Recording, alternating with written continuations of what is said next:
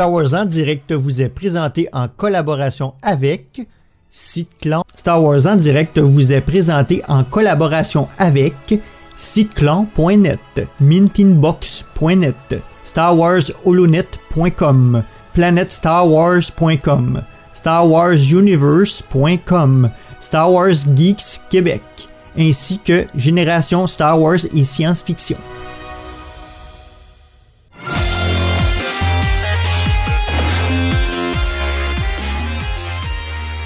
Bienvenue à Star Wars en direct, la voix du fandom Star Wars pour cette édition jeunesse qui sera consacrée à l'école à la maison en ces temps de confinement. Je suis Francis et comme à l'habitude pour les émissions jeunesse, je suis accompagné de collaborateurs du public cible et cette fois-ci je suis accompagné d'une fratrie au grand complet, mes 3 fans de Star Wars préférés, donc Louis, Charles et bien sûr ma co-animatrice habituelle Tamara. Bonjour les enfants! Bonjour! Donc les garçons, comme les auditeurs ne vous connaissent pas encore, on va essayer de dresser un peu vos profils de fans de Star Wars. On va y aller avec la règle de commencer par le plus jeune. Donc tout d'abord, Louis, peux-tu nous dire quel âge que tu as? 7 ans. Ok, et quel serait dans la série des Star Wars ton film préféré? Le 8 et le 9. Donc les derniers Jedi et l'ascension de Skywalker? Oui. Et sinon, quelle serait ta série animée préférée? Résistance. Ah ouais, Résistance la plus récente? Pourquoi? Parce qu'elle est drôle, puis ça raconte beaucoup de choses à l'histoire de Star Wars. L'histoire de la postlogie avec Poe Dameron puis les personnages plus récents, c'est ça? Et côté jeux vidéo, Star Wars, mon grand, ce serait lequel ton préféré? Ben, moi, j'ai beaucoup aimé le Lego Star Wars. Ouais, celui c'était sur l'épisode 7? Oui. Le réveil de la force? Ouais. T'as-tu hâte que le prochain Lego Star Wars sorte? Parce que là, il y en avait annoncé un qui est censé sortir cette année pour toute la saga Skywalker au complet. Oui, mais j'ai beaucoup aimé le jeu Lego Star Wars, mais mon préféré c'était Jedi Fallen Order. Ouais, l'automne dernier? C'est vrai que t'as beaucoup joué, hein? Oui. C'était pas mal bon. Fait que plus les jeux comme ça où il faut se promener puis chercher que des jeux comme Battlefront où on tire sur tout ce qui bouge. Bah non, parce que c'est un peu genre il y a des secrets cachés comme des coffres Ouais. pour obtenir des chandails pour nous déguiser. Ouais, c'est vrai, des ponchos différents. Ouais. Ou sinon des couleurs de vaisseau ou de droïdes qui trouvent sur la planète. Puis, est-ce que tu as trouvé le jeu difficile, facile? Ben, il y a des moments difficiles comme des grosses bêtes Ouais. avec beaucoup de vie qui nous font beaucoup de dégâts. Ouais. Hein? Faut apprendre. Hein? C'est un jeu on apprend en même temps qu'on joue. Hein?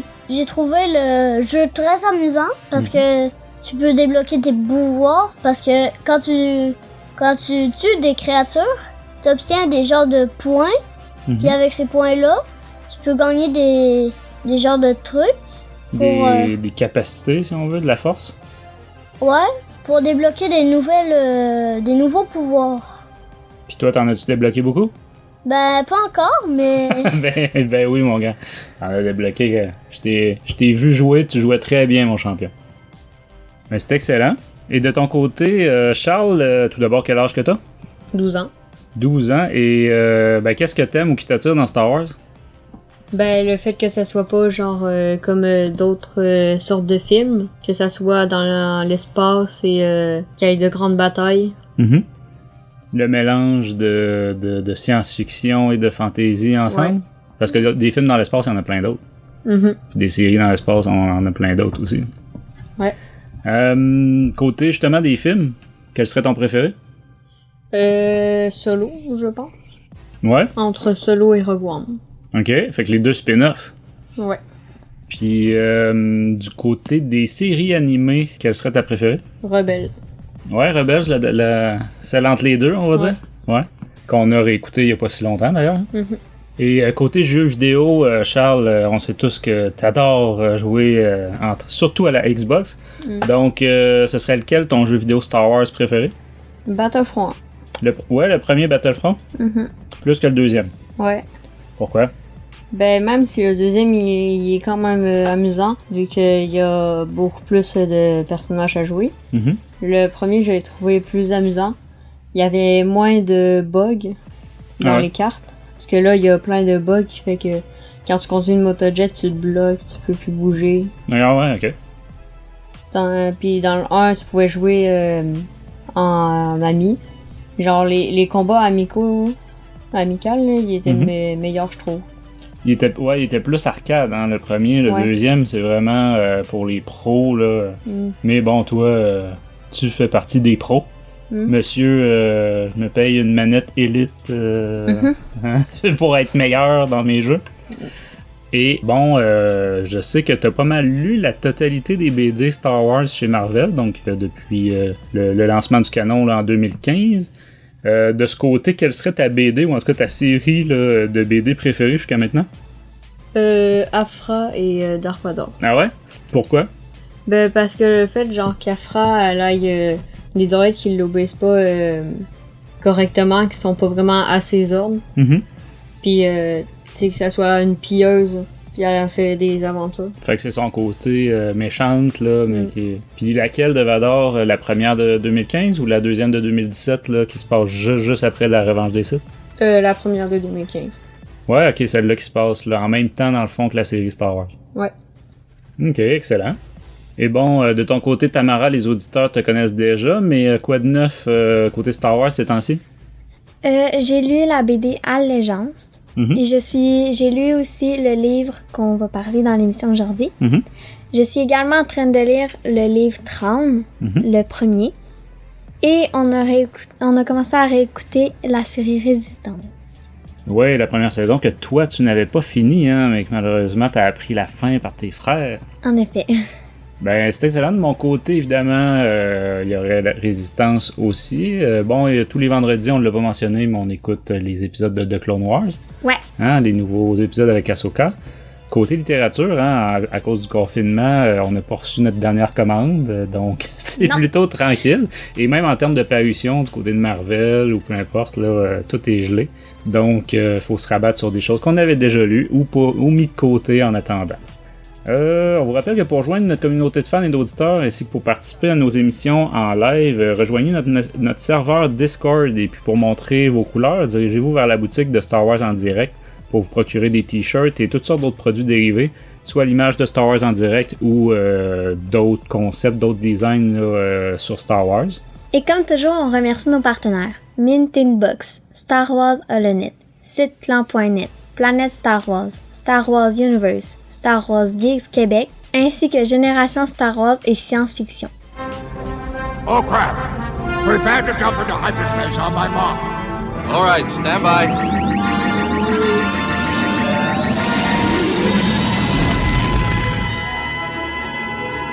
Ok, donc pour commencer, Tamara, si tu nous expliquais c'est quoi le concept de l'émission d'aujourd'hui? Bien, en fait, comme tu disais en présentation, c'est un spécial confinement. Ici au Québec, le gouvernement a décrété la fermeture obligatoire des écoles le 13 mars dernier. Au début, c'était seulement pour 2 semaines, mais depuis, ça a été prolongé, bien sûr. Et rapidement, ça a décidé qu'il n'était pas question pour moi, Charles et Louis qu'on prenne ça comme des vacances. Effectivement, on peut dire ça comme ça parce que je vous connais. Sans encadrement, tes 2 frères passeraient leur vie sur la Xbox et la Nintendo. Et même toi, malgré ton grand intérêt pour la lecture, disons que t'as aussi un grand intérêt pour le placotage avec tes amis sur ton téléphone. Je vois pas de quoi tu parles. C'est ça, oui. Bref, histoire de maintenir un minimum de vos capacités académiques, j'ai planifié quelques activités, par exemple des calculs mathématiques, mais dans le cas qui nous intéresse aujourd'hui, des lectures obligatoires à votre choix, avec un compte-rendu et une critique là, pour aller avec. Et moi, en plus, ma professeure de français m'a demandé le même exercice par courriel, donc j'ai fusionné mon travail pour les 2. Bon, on appelle ça faire d'une pierre 2 coups, ma grande. Dans Star Wars, on pourrait dire d'un sabre laser, 2 bras tranchés. Ou dans le même ordre d'idée, ben, tant qu'à avoir vos comptes rendus sur vos 3 livres Star Wars, ben pourquoi pas faire un épisode de Star Wars en direct jeunesse sur ce thème-là. Donc, on va garder le même ordre que tout à l'heure. On va débuter avec toi, Louis. Donc, de ton côté, mon champion, dis-nous quel livre que tu as choisi pour ce début de confinement. Aventure dans un monde rebelle, volume 2, Le piège. C'est un livre de Gavin Scott. Excellent. Donc, c'est un des livres de la série qu'on avait critiqué, moi et Tamara, dans le dernier Star Wars en direct jeunesse. Mais peux-tu rappeler rapidement, c'est quoi l'histoire de ce numéro-là en particulier? Ben, les parents de Milo, Lina, ils se font enlever par le capitaine Corda Ça, c'est dans le premier. et ils utilisent l'oiseau murmure, le vaisseau de leurs parents, mais ceux-ci se brisent. Ils ont dû aller sur une planète pour récupérer des matériaux pour le reconstruire. OK. Et Louis, sur la planète où ils vont, tout se passe bien, ils trouvent leur pièce ou... Non, parce que le capitaine Corda est en train de préparer un piège pour savoir des informations. Ouais, lui, à la recherche, hein, si je me souviens bien, des informations qu'il y a dans le droïde, hein, c'est ça? C'est à 8 heures. Ouais, c'est R8R que la famille Graff appelle cratère, c'est ça? Oui. Puis, est-ce que le piège fonctionne? Est-ce que les enfants se font capturer? Ben oui, le capitaine Corda réussit à capturer Lina à cause de l'ami de leurs parents qui les ont trahis. Ah. Milo alors accepte un marché avec le capitaine Corda de se rejoindre sur le pont. Le capitaine Corda arrive après que Milo détache les cordes qui étaient aux pieds et aux mains de Lina. Ok, ouais. Il lui tend un piège, comme on l'avait dit juste avant. Et Cratère utilise la voix pour appeler les moustiques. Ok, tu veux dire qu'il fait un son dans le fond? Il Ouais, fait un son qui attire les moustiques? oui. Les moustiques locaux, là, dans le fond, fait que c'est pas des moustiques comme nous on connaît ici. Puis Lina et Milo s'enfuient à bord d'un bateau. Les moustiques servent à faire une diversion, c'est ça? Pour qu'ils puissent s'échapper. Oui, mais le capitaine Corda prend une motojet Ok. et les suit. Puis le livre se finit de quelle façon? Dans le fond, ils revont à l'oiseau murmure qui a été réparé. Ils vont dans l'espace. Ok. Le capitaine Corda utilise son vaisseau pour empêcher de passer dans l'espace. Ok. Et ils envoient des chasseurs TIE, mais ils arrivent à passer dans l'espace entre les chasseurs TIE. Un peu comme on voit souvent dans les films de Star Wars, hein, ou les séries. Fait que ça, c'est la fin du livre? Oui. Ok. Super. Donc, et comment t'as trouvé la lecture? Plutôt longue. Ah ouais? Oui. Ouais, ça a quoi? C'est combien de pages, ce livre-là? 120 à lire. 120 à lire? Mais en tout, il y en a 128. Ok, ouais. Puis à part la longueur, est-ce que t'as aimé l'histoire? Oui. Et c'était un livre beaucoup plus intéressant que les autres. Que les autres que t'avais déjà lus? Oui. Ok. Fait que c'est ça. Ok, donc merci Louis pour ton avis. Et dis-nous, quelle sera ta prochaine lecture pour la suite du confinement? Ben, je vais continuer la série. Aventure dans un monde rebelle? Ouais. Je vais lire le 3 que je suis en train de lire. Qui s'appelle comment? La tanière. Parfait. Jusqu'à maintenant, est-ce que t'aimes ça? Oui. Il rencontre... ben, je sais pas encore si c'est des personnes qui travaillent pour l'Empire. Mais ils sont déguisés en noir. Il y en a un avec un gros fusil. Gozota. Il y a un Corin. Puis un Bort. Ok. Je crois. T'as-tu déjà commencé à écrire ton compte-rendu? Non. Non? Ok. Il va falloir que tu t'y mettes bientôt. C'est très bon, mon champion. On te souhaite une très bonne lecture, mon grand, et maintenant, on va passer à ton grand frère, Charles. Donc, de ton côté, mon grand, quel livre que tu avais choisi? J'avais choisi Avant le réveil de Greg Rucka, qui faisait partie de la différents livres et BD Voyage vers Star Wars 7, le réveil de la force. Ouais, avec plein d'autres livres, plein d'autres BD, adultes, jeunesse, etc. Un livre qui était sorti vraiment quelques jours à peine avant le film. Donc, explique-nous, ça raconte quoi avant le réveil? Ben, c'est le livre est séparé en 3 parties. Une qui parle de Finn, une de Rey et une de Poe. Celle-là de Finn parle en une semaine de plusieurs entraînements qu'il fait. Comme au début de l'histoire de Finn, ils sont en train de faire une simulation de combat avec une mission. Ok. Un entraînement, dans le fond? Ouais. Après, le jour d'après, le matin, ils se réveillent puis ils font des combats avec des armes genre électriques. Puis vers la fin, ils s'en vont en mission sur une colonie minière pour négocier avec des... Une vraie mission, là. Ouais, là c'est une vraie mission sur le terrain. Puis en revenant de la mission, ben Phasma décide d'envoyer Finn puis son équipe sur le terrain pour la mission sur le Jakku qu'on voit dans le 7e film, là, au début. OK. Fait que dans le fond, ça se termine juste au début du réveil de la Force. OK. Celle-là de Rey commence quand elle est en train de piller des pièces dans le désert pour avoir des portions avec un cœur. Mhm. Puis un peu plus tard dans l'histoire, elle trouve un vaisseau genre qui peut se camoufler. Puis elle a camouflé le plus longtemps qu'elle pouvait, mais après il y avait plus assez de batterie pour se camoufler. Alors elle essaie de lui mettre du sable dessus pour qu'on le voit moins. Puis en allant... Mais le vaisseau, il est-tu fonctionnel? Ou? Oui, non. Ben non, il est pas vraiment fonctionnel. Il y a quelques systèmes qui marchent. Mais elle doit piller une des pièces pour le réparer. Puis elle continue aussi à payer. Alors elle travaille 2 fois plus pour vendre aussi des pièces à un cœur. Pour avoir des portions. Puis il y a 2 personnes qui s'appellent Davy et Strunk. Se doutaient qu'elle faisait quelque chose parce qu'elle venait moins voir un cœur pour des portions. Puis là, il insistait pour voir son projet. Puis là, Rey leur montrait. Puis ils travaillaient les 3 ensemble pour continuer à faire le vaisseau. Pour le réparer. Ouais. Puis ils l'ont réparé. Puis à la fin, Rey s'en va pour le vendre dans le cœur. Puis Davy et Strunk s'en vont avec. Dans l'espace. Il lui vole le vaisseau. Il l'abandonne sur Jakku. Comme ses parents l'avaient fait avant. Puis, on peut supposer que ça aussi, ça se passe juste avant le réveil de la Force. Ouais, ça doit se passer genre une journée ou 2. OK. Et sinon, le 3e? Celle-là de Poe, ça commence quand Poe et son escouade, l'escouade de... Comment ça s'appelle? C'était-tu Rapier ou quelque chose Ouais, comme ça? Raidar, je pense. Ouais. Ben, son escouade. Pas dans la Résistance, là, par contre. Non. C'est encore dans la Rébellion, je pense. La Nouvelle République? Ouais, la Nouvelle République. Ils sont en train de faire des tours de surveillance. Des patrouilles? Ouais, il voit un cargo qui fait quelque chose, qui est genre en train de prendre des données, ou quelque chose de même. Puis il y a des chasseurs qui se ramènent, puis là, ils se battent un peu. Puis ils essayent de suivre le cargo dans l'hyperespace, même si Poe y va avec BB-8. Et en fait, il le retrouve, mais il tombe sur une flotte impériale de croiseurs et d'autres petits vaisseaux. Une flotte du premier ordre. Ouais. Et Poe a reçu un peu de dommages, mais il a réussi à s'enfuir après, à revenir à la base. Puis en revenant à la base, il rencontre Leia. Qui lui expliquait des missions. Puis à la fin du livre, elle l'envoie retrouver... comment il s'appelle, non? Un général? Non, c'est le gars dans le 7e film là, qui lui donne la carte. Ça c'est à la fin dans Avant le réveil? C'est Lor San Tekka. Ouais, Lor San Tekka. Sur Jakku.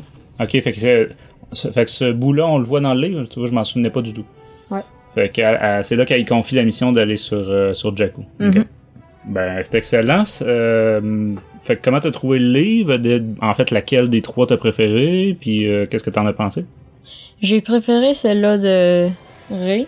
Parce qu'elle parlait un peu plus de sa vie, genre, parce que dans les films, on voyait pas vraiment... On voyait ce qu'elle faisait, mais on savait pas vraiment son planning de la journée pis tout. Ouais. Là, on est dans des tranches de vie, là, c'est ça, dans ces petites nouvelles-là. Poe, lui, c'était vraiment une mission de son travail, son métier avant, puis Finn, son entraînement comme Stormtrooper. Ouais, Finn, je l'ai trouvé genre un peu basique, il aurait pu mettre plus de gros trucs. Parce que là, c'est juste des entraînements, puis ils vont sur une petite mission. OK. Puis c'est ça, j'ai préféré celle-là de Rey. OK. Sinon, au global, les 3 ensemble, est-ce que t'as aimé ta lecture? Ouais. OK. Fait que tu la recommanderais quand même à des amis? Ouais. Ok, merci Charles. Et de ton côté, ça va être quoi ta prochaine lecture pour le confinement?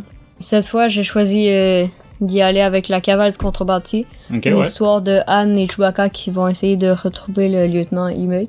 Emmet? Ouais, Emmet. Ouais, j'ajouterais rapidement que dans le fond, c'est l'histoire où on a la présentation principale du personnage là, du Major Emmet, là, mais qui, dans le fond, à cette époque-là, est lieutenant dans la rébellion. Et dont l'acteur Andrew Jack est malheureusement décédé là, la semaine dernière du foutu coronavirus.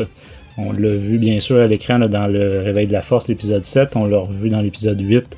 Ceux qui se demanderaient, là, c'est celui qui sortait de la tranchée sur Crate, là, l'officier avec les cheveux longs, blancs, avec des jumelles qui observaient le premier ordre au loin. Bref, c'est très triste, là, mais en même temps, c'est un drôle d'addon que t'aies choisi ce livre-là la veille ou la journée même, je pense, de l'annonce de sa mort. Enfin, en tout cas, bien hâte de voir ce que tu penseras de cette lecture-là. Moi, j'avais pas détesté. Puis c'est un personnage que j'avais appris à aimer là, grâce à ce livre-là. Ben, pour l'instant, je le trouve meilleur que avant le réveil. Ah ouais? Bon. Je le préfère. Fait qu'on verra si ça se confirme une fois que tu vas l'avoir fini. Mm-hmm. Toi, de ton côté, as-tu commencé à écrire ton compte-rendu? Non. Ou t'attends la fin? Ouais. Histoire d'être le plus dernière minute possible? Mm-hmm. C'est ça. Comme d'hab. Ben, c'est excellent. Écoute, donc on va finir avec toi, Tamara. Donc, ma grande, quel livre est-ce que tu avais choisi pour le confinement de ton côté? J'ai choisi Tarkin de James Luceno. Oui, donc dans le fond, tu avais déjà entamé cette lecture-là. Donc, on peut dire que tu l'as complété là, pour cet exercice-là. Donc, on en avait déjà parlé, mais peux-tu nous faire un rapide résumé de ce que ça raconte, Tarkin? Oui, bien sûr. Mon roman raconte l'histoire de Williff Tarkin, envoyé par l'empereur sur Murkana aux côtés du célèbre Sith Dark Vador, inspecter un ancien dépôt de séparatistes. Pendant ce temps, des rebelles volent le pic de la charogne, le magnifique vaisseau de Tarkin. Au cours de leur enquête, il se remémore des souvenirs des épreuves qu'il a dû passer sur Eriadu. Et après plusieurs échecs, Tarkin et Vador réussirent enfin à capturer les rebelles. Au cours de cette aventure, ils développent une grande complicité. À la fin de l'aventure, Tarkin fut promu Grand Moff. Et dis-nous donc, Tamara, comment t'as trouvé ta lecture? J'ai beaucoup aimé ma lecture car je trouve qu'on n'en connaît pas beaucoup sur Tarkin, on n'en parle pas vraiment. Dans les films, ouais. Ouais, puis moi je connaissais même pas le nom de son vaisseau, je connaissais rien. J'avais vu le nom du vaisseau dans Aventure dans un monde rebelle. Oui. Puis ça me permettait de vraiment comme mettre mes idées là, parce que je connaissais pas du tout rien sur le passé puis sur ce qui s'est passé avec Tarkin. Puis comment t'as trouvé les longs passages de bureaucratie gouvernementale là, avec le bureau de la sécurité impériale puis tout ça? Tu sais, comme je t'avais dit, c'est presque le roman le plus adulte de toutes, là, dans le sens que c'est vraiment pas des thématiques puis un style. Même le style de l'auteur James Luceno est pas très jeunesse, là. On s'entend qu'il est très adulte. Fait que est-ce que ça a bien coulé quand même, là? Oui, mais malgré ce que tu m'avais dit, j'ai aimé ça. Puis j'aimerais ça lire un livre où il y aurait juste ça. Je pense que j'aimerais ça aussi. Ah ouais, ok. C'est bon. Peut-être que t'es faite pour travailler au gouvernement, Tamara?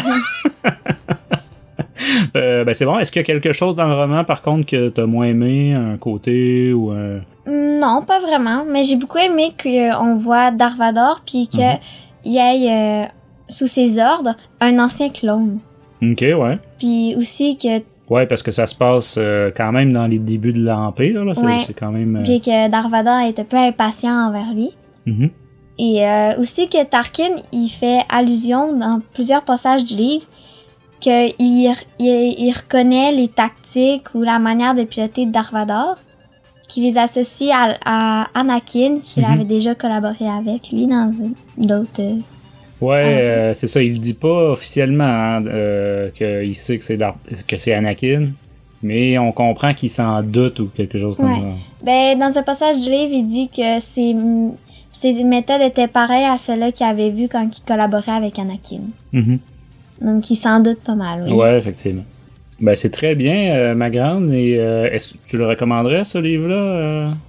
Oui, mais pas nécessairement à mes amis. Je pense que je le recommanderais plus aux plus vieux un petit peu. Parce qu'il y a cet aspect-là, comme on parlait, plus bureau, plus il n'y a pas d'action. Ouais, il n'y a pas énormément d'action. C'est pas tout le monde de mon âge qui vont vraiment aimer ça. Fait que peut-être un peu aux plus vieux. Puis l'enfance de Tarkin dans la jungle, là, où est-ce que il est abandonné à son sort là, comme rituel là, pour devenir grand adulte, là, pour devenir un homme, il est comme envoyé chasser une créature, je pense, avec rien qu'un couteau, je sais plus trop. Là. Comment t'as trouvé ça? Ben, j'ai trouvé ça vraiment le fun parce que pendant l'histoire, il se rappelle de ses souvenirs puis il se dit faut que je fasse ça dans l'enquête. Je trouvais ça vraiment le fun. Ouais, ça vient comme nous expliquer un peu son attitude, pourquoi il y a ce type de personnalité-là, de tactique militaire aussi. Ouais.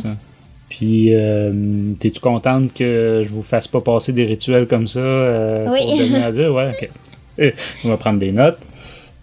Ben, c'est très bon, ma grande. Et de ton côté, ça va être quoi?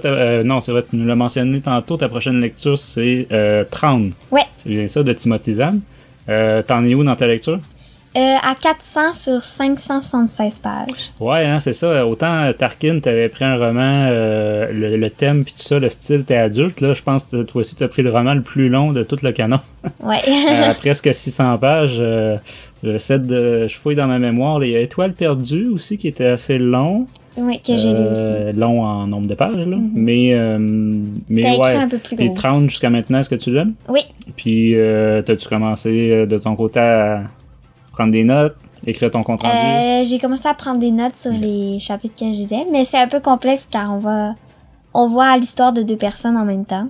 Ouais, on suit Arinda Price aussi, ouais. Hein, la future gouverneure de Lothal. De Lothal, ouais, dans la série Rebelle. Ouais. Donc c'est un peu compliqué de prendre des notes. Ben, ouais, c'est correct. Au moins, t'es déjà un peu plus structuré que tes 2 frères. Ouais. C'est plus méthodique un petit peu. Faut dire que t'es la seule pour l'instant à l'école secondaire. Ouais. Fait que tu sais, le degré de qualité requise pour ton compte rendu, tout ça, est plus élevé, hein, tu sais. Donc, ben, écoutez, c'est sur ces assez bonnes critiques, je crois, pour les 3 livres. On rappelle donc Le Piège, le volume 2 là, d'Aventure dans un monde rebelle. Ensuite, on avait Avant le réveil. Et dans ton cas, Tamara, on avait Tarkin. Dans les 3 cas, je pense que c'est pas des mauvaises lectures, c'est pas des livres là que j'ai vu des gens là, détester. C'est sûr qu'Avant le réveil, c'est 3 nouvelles, hein. C'est 3 nouvelles avec des styles différents. Donc il y a des gens qui avaient adoré, surtout celle de Poe, je pense, là, les notes étaient quand même très très élevées. Mais donc, je pense que c'est 3 lectures qu'on peut aisément vous encourager à mettre la main dessus. Et n'hésitez pas à nous laisser vos impressions là, sur ce qu'on vient de discuter, si vous aussi vous avez eu ces lectures-là ou si vous justement vous les avez données à des plus jeunes comme cadeau ou même comme travaux de confinement comme moi j'ai fait. Et si vous avez des commentaires, n'oubliez pas notre courriel à studio@starwars.direct. Évidemment, il y a sur l'article de l'épisode, sur Facebook, sur YouTube, Twitter et compagnie. Pour rejoindre notre communauté de fans et d'auditeurs ainsi que pour participer à nos enregistrements en live, rejoignez notre serveur Discord. Et puis pour montrer vos couleurs, dirigez-vous vers la boutique de Star Wars en direct pour vous procurer des t-shirts et toutes sortes d'autres produits dérivés, des robes, des coussins, des leggings. Des leggings aussi et des coques à téléphone cellulaire et à tablette et compagnie. Donc, on vous rappelle qu'on est disponible sur toutes les bonnes plateformes, iHeartRadio, Deezer, Spotify, Stitcher, Google Play, Google Podcast, Apple Podcast. Et comme toujours, on remercie nos partenaires, Mint in Box, Star Wars Holonet, siteclan.net, Planète Star Wars Universe, Star Wars Geeks Québec, ainsi que Génération Star Wars et Science-Fiction. Et de la part de Louis, Charles, Tamara et moi-même, merci d'avoir été à l'écoute de Star Wars en direct, la voix du fandom Star Wars. Et que la force soit... Oui, elle a commencé à le dire, alors je le dis. C'est marrant. Et que la force soit avec vous.